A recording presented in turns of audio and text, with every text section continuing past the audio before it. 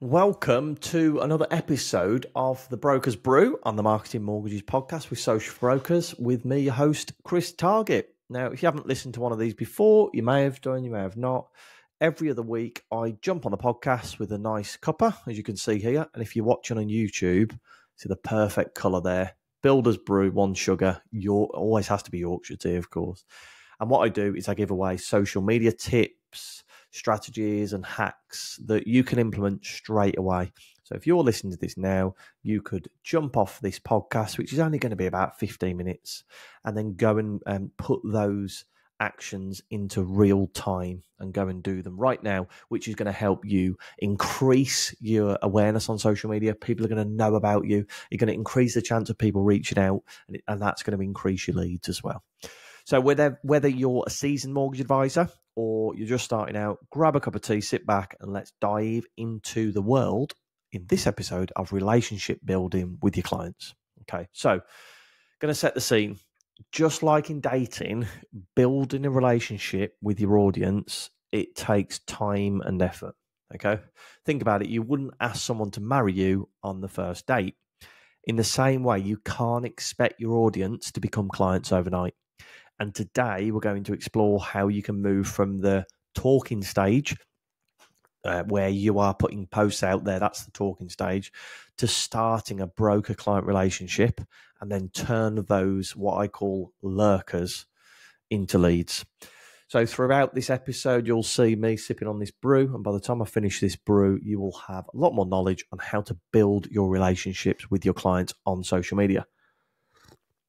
So we're going to first of all imagine that you're on a blind date.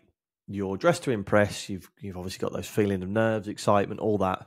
You arrive, and then after the initial awkward questions, the small talk, your date starts talking non-stop about their job, say if they're a gardener, and all they do is talk about how they cut the lawn, what plants they do, their clients, what hours they work, how stressful it is, how they get hay fever in the summer, all of that. They ask no questions to you. There's no personal sharing, just pure monologue. Then, out of the blue at the end, they go, "Will you marry me?" That sounds completely absurd, doesn't it?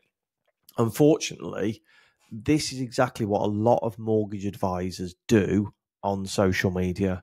All they are doing is talking about their business without building a relationship first. So, how do we avoid it? Now, if you've listened to any marketing podcasts in the past or listened to any marketing books, you may have not. All depends on how interested you are in it, because some people just are not interested in marketing whatsoever, and that's where we get hired on board and we come and help people with it. But it might be that you're really interested in marketing yourself, and you may have heard about the 80-20 rule. Okay, before we get into the 80-20 rule, I'm going to remind you, if you're not signed up to our email marketing list yet, go to socialforbrokers.com/blog. Go and sign up for free. We give loads of tips like this every single week straight to your inbox on a Wednesday. Okay, so when I'm talking about the 80-20 rule, I'm saying that your social media content should be 80% educational or entertaining, and only 20% should be asking for business. Now, this approach helps your audience to get to know, like, and trust you. And if you've ever listened to my podcast before or followed us on social media, every piece of content that I put out on social media is either to try and get people to know me. So a bit about me, about my personality, that I like tea, that kind of thing. Like me. So talking about customer success stories, getting other people to show social proof, so they like me off the back of that, or just being a nice person on social media by helping with Canva tutorials or social media tips, and trust you by me talking about customer successes, so social proof, customer reviews, but also trust from the sense that what I tell you to do, if you go and put it in action, it works, so they're much more likely to trust me. Okay, so we want to get people to know, like, and trust you on social media. Okay. To build trust, you can create videos as a mortgage broker answering these frequently asked questions you've received this week. So this shows that you're knowledgeable and approachable. Number two, you can show your personal side. So post photos of you and your family enjoying a weekend together. Now, they don't actually have to be specific posts on social media, but they could be photos in your Instagram stories that disappear after 24 hours. It could be a LinkedIn post that just explains what you've done at the weekend. It helps people relate to you on a personal level. And then three, you want to be able to resonate with your audience. So talk about things that resonate with them. So whether it's hobbies, local events. Now that is a biggie for me, especially as a mortgage advisor. If you want to be a trusted local expert, they want to know that you know the local area. So sharing posts where there's a local summer fete going on, or that there's a Christmas fair coming up, or there's a local charity that you support. Local events are massive to help people resonate with you. We naturally prefer to do business with people that are similar to us. So if you can have a shared interest in hobby, pottery, golf, rugby, football, or a shared interest in the local community, they're much more likely to do business with you. The more personal you are on social media, the more likely you are to attract your ideal clients. Okay. Then, after all that content that you've put out, when you post about your services or ask for the business, so the other 20% of your content, your audience is much more likely to engage with you because they already feel connected on a personal level. So 80% of content that should build trust, show your personal side, or content that resonates with your audience. And that will help when you put the 20% of your content out there that asks for business. Okay. But remember, social media, it's a two-way street. It's not just about posting your content and waiting for that magic to happen where people engage with your posts and love your posts and share them. That it's not going to happen, guys. Simple as that. You need to engage with your audience too. So here's a few tips for you to engage with your audience. First one, ask questions.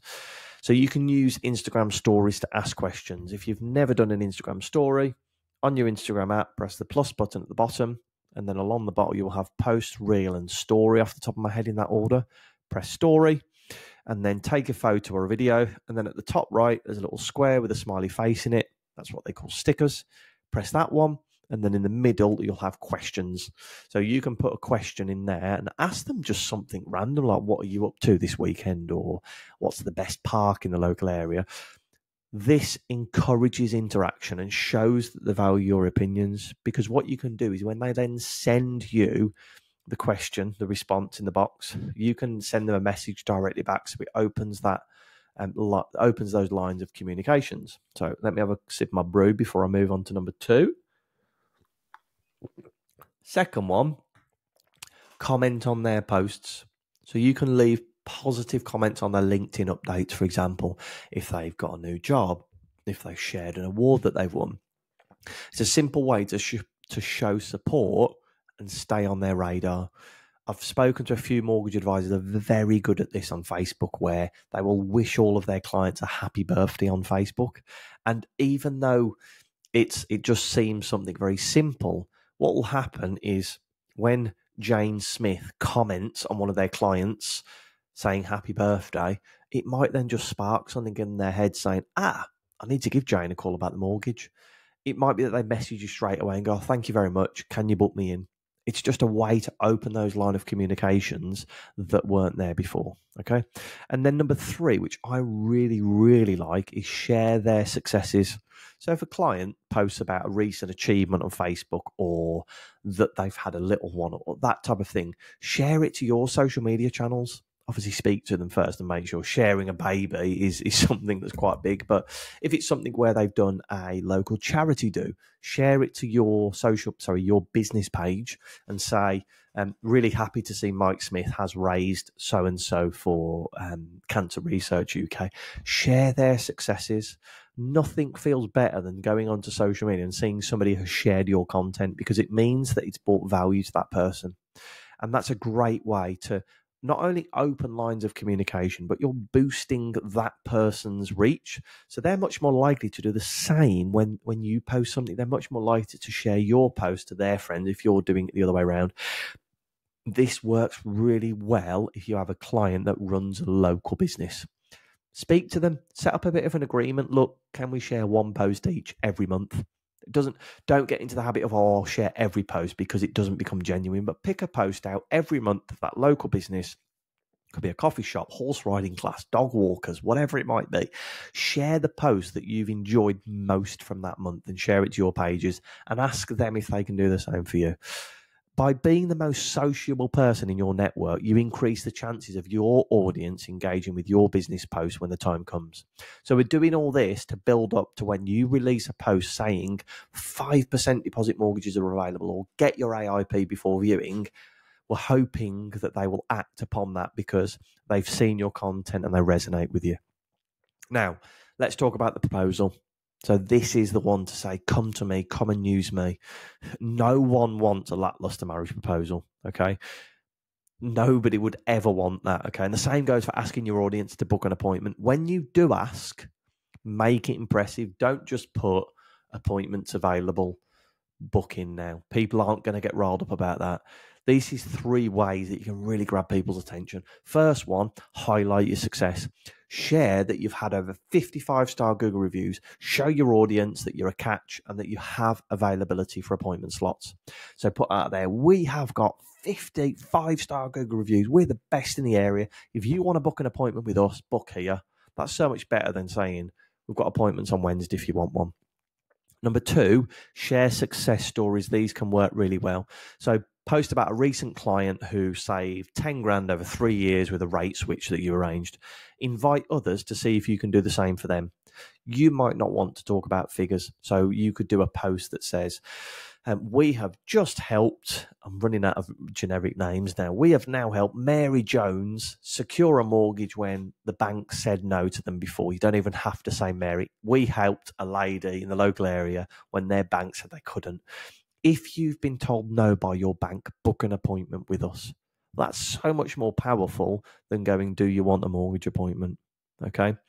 Number 3, which I've gone through all of these examples here, don't just say we have appointments this week. Instead, provide context and show the value that you're going to offer in the appointment. So you could say, in your first appointment, we are going to show you how much you can borrow and how much it's going to cost you every month. Why not booking an appointment now? So add the value up front before you ask for the actual appointment. And by putting these strategies into practice, you'll watch your audience take action on your posts. So we're going to show them who we are in the beginning with 80% of the content. We're going to warm them up. We're going to get them to like us. And then we're going to hit them with the proposal of book an appointment because look how good we are. Okay. So to recap, take the time to build that relationship with your audience by being personal, engaging, and consistent with your content. Use the 80-20 rule to balance between that educating, entertaining content and then 20% asking for the business. And when you do ask for the business, make sure your proposal is compelling and shows off your strengths as a mortgage advisor. Okay. And I'm going to end it there, guys. Go and take those points into action. Remember, don't always talk about business and don't always ask for the business. Warm them up first. Think about that series of dates you have to get to before you can ask them to marry you. Hope that helps. And as always, love feedback. If you can send me it through LinkedIn, Facebook, Instagram, or via email, which is chris@socialforbrokers.com. We'd love to hear your feedback. We'd also love to hear about what you'd like to hear on the podcast moving forward. But that's it for this week's Brokers Brew. Hope you found it useful and chat to you soon. Cheers.